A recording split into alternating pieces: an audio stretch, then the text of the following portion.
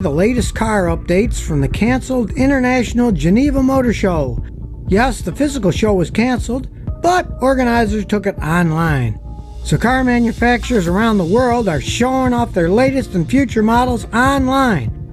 Then we'll take a quick look at the Bahrain Virtual F1 Grand Prix.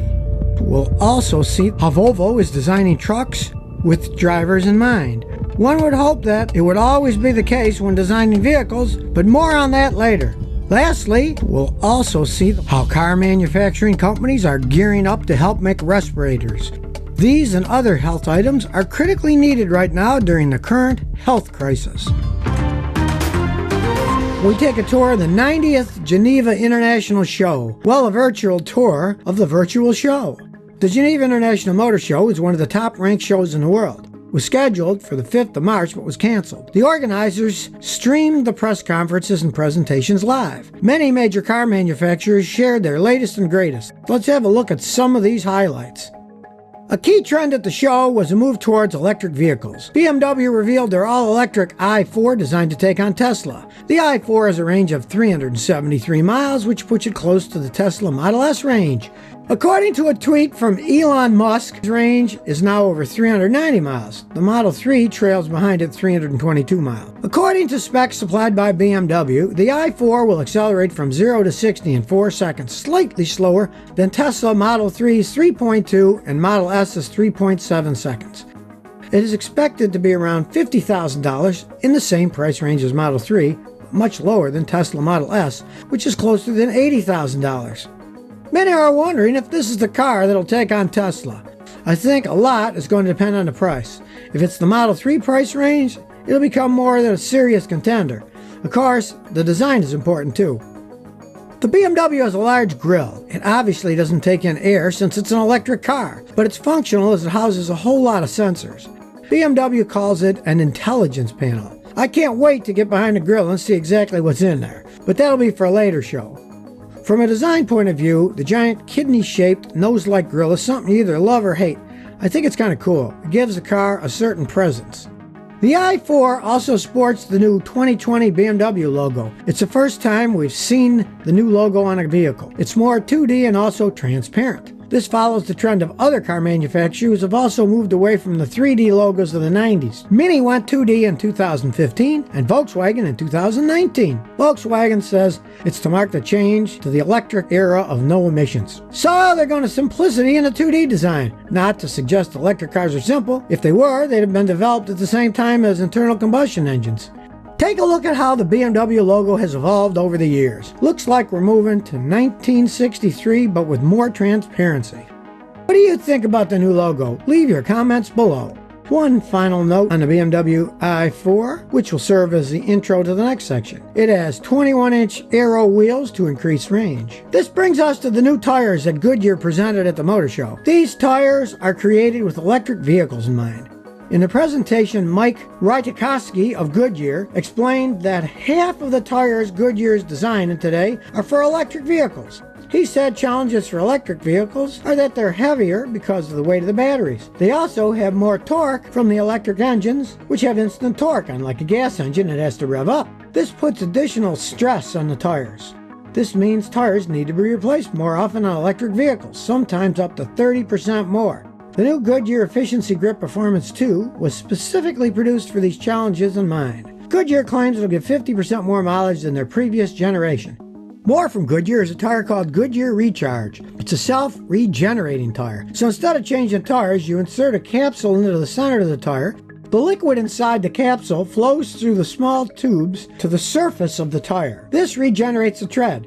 Changing tires is literally going to be the same as making coffee from an espresso pod. Just pop the pod and your tire's changed. The liquid in the capsules can be customized for your vehicle, your style of driving, and the climate you're in. So you can get a special blend for winter climates, again, just like your coffee. I've noticed they've got one name for my favorite coffee. Okay, that's not entirely correct. The tire blend is Geneva, whilst my coffee is Genova. One's in Switzerland and the other's in Italy.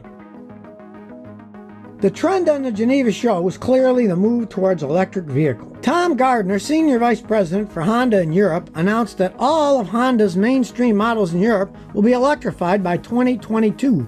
The first of these models, the Model E, was released in 2019, and the second is the all-new Jazz. The Jazz is only being released as a hybrid model and only in Europe. Obviously, a lot of this is being driven towards meeting European manufacturing regulations. By 2020 to 2021, CO2 emissions need to be brought under 95 grams per kilometer, so that's putting some pressure on cars and their tires. You don't see that many EVs on the roads in the US. So while 2019 was a big year for EV cars, internal combustion engines aren't going away quickly here. But it's coming. You only have to look at the increase in charging stations. According to the U.S. Department of Energy, there are more than 68,800 Level 2 and DC fast charging units throughout the United States. 16% of those are fast charging, so long-distance travel becomes practical for EV vehicles. California has the most, almost a third of the nationwide total. It'd be interesting to map out a roadmap across the states and see how far you could go. The Fiat 500 has come out electric too. It hasn't had such a big revolution since 2007 when it was reborn. The new Mercedes E-Class focused on other impressive technology. The new E-Class features next-generation driving assistance systems. If you take your hands off the steering wheel for too long, the car will start braking. Fun fact, Mercedes has delivered 14 million E-Class Salon and Estate models since 1946. It's their best-selling model series in their history. The Geneva International Motor Show wasn't the only virtual event this month. Formula One took the race into virtual space too. The races are scheduled on the same dates and times as the canceled real-world event. Current F1 drivers will take part in the race and join remotely. The first race, the Bahrain Virtual Grand Prix, took place on March 23rd, and the driver lineup included former F1 broadcaster as well as several professional drivers, including Nick Hamilton. Technical difficulties had the race cut short. Commentator Alex Jacques said it was one of the strangest grids he would ever comment on. I think everyone will be happy to be back in the world of real racing soon. Final item, we're looking at Volvo's new trucks. Volvo introduced 4 new trucks to their range in February. These new vehicles were designed with a strong focus on the driver environment, including safety and productivity. With the growth of internet shopping, there's an increasing demand for drivers. Volvo believes companies that offer better trucks will attract the best drivers. They see it as a competitive edge for the company. The cab offers more visibility and is also bigger, so it's more comfortable for the driver. The American Trucking Association has been releasing reports on driver shortages for a long time. According to the report in Forbes, the Bureau of Labor Statistics states this is not the case.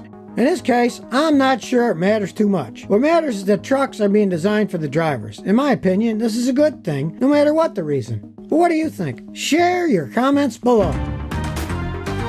Auto manufacturing companies are helping with critical supplies during the current health crisis facing America and the world. Many auto factories have been temporarily closed, but now some are ramping up again to build much-needed ventilators, protective shields, and even masks. According to The Verge, Ford will join General Motors to help GE manufacture ventilators. These are machines that push air in and out of your lungs. Essentially, they breathe for you to give your lungs a chance to recover. Ford are aiming at manufacturing 1,500 in April and 12,000 in May. Tesla is partnering with Medtronic, but not much information is available at this time. Medtronic is a Dublin-based manufacturer of ventilators. They recently posted specs for their PB560 ventilator online for any company wanting to help in production. As much as automakers want to help, it's no easy task. Elon Musk tweeted that Tesla builds HVAC systems for their cars, and SpaceX makes spacecraft with life support systems. So they can build ventilators, but it's not something that can be done instantly. There are parts that need to be sourced and specialized training. Components are manufactured overseas. At the moment, supply chains, especially from China, have been disrupted. You also need the manufacturing area to be a lot cleaner than, for example, your typical auto paint booth. It's got software, valves, compressor, electronics, and car manufacturers are good at making machines. They have processes and safety testing in place. That is true, but history tells us it isn't always successful. In World War I, Ford was commandeered to assist with production for vehicles in use in the war. This was despite the fact that Henry Ford was a pacifist who didn't support the war. Ford developed a 3-ton M1918 Ford tank. The contract was to produce 10,000 of these lighter, cheaper tanks. They initially built 15 and one was sent to France for testing.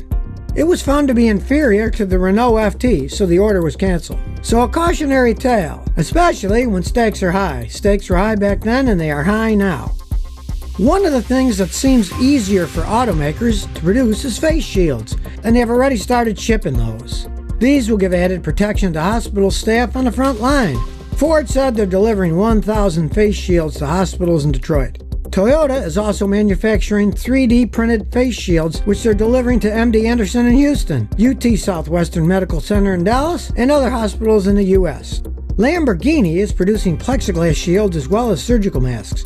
Mercedes is manufacturing CPAP devices. This stands for Continuously Positive Airway Pressure Device. These devices deliver continuous air pressure, so it can help patients who need more than just oxygen but might not need a ventilator. This will free up ventilators and give companies time to manufacture more. That's it for the week. Thanks for catching up with us.